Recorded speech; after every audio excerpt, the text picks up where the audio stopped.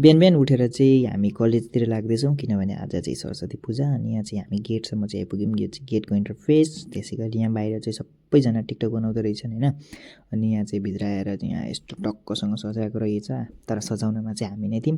पूजासुजा गरेर चाहिँ हामी चाहिँ टक्क प्रसादी खाँदैछौँ यहाँ। अनि बाहिर आएर हेरेको त पुरी सब्जीको लागि तयारी चल्दैछ यहाँ।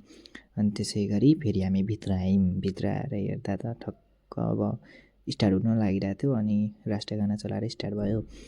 अनि त्यसपछि पुरी बुनिया हामी चाख्न आयौँ। सबैजना बसेर हामी यहाँ चाहिँ पुरी बुनिया चाख्दै थियौँ होइन।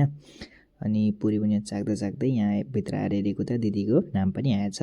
नाम मतलब फेरि अब पास आउट स्टुडेन्ट हो भनेर सम्मान गरियो होइन, एउटा प्रमाणपत्र दिएर। अनि त्यसपछि हाम्रो डान्स पनि सुरु भयो। अनि एकपछि अर्को अनि भाइहरूको यो चर्तीकला देखेर हामी चाहिँ भाइब गरिरहेको थियौँ मस्त होइन। अनि त्यसपछि अरू पनि डान्सहरू थियो, धेरै राम्रो राम्रो डान्सहरू थियो, मजा आइरहेको थियो। दाइको यो सिङ्गिङ हेरेर म चाहिँ प्रभावित भएर आफै लिरिक्स हेरेर गाउन थालेँ। त्यसपछि यो बहिनीहरूको पनि डान्स दामी थियो। यो चाहिँ हाम्रो क्लासको होइन रोशनीले पनि खतरा गाई। अनि यो चाहिँ दाइ हो हाम्रो भीम दाइ। अनि दाइले पनि खतरा पोइम भन्नुभयो। पोइम सुन्दा सुन्दै त ठ्याक्क बिचमा लाखे पनि आएछ।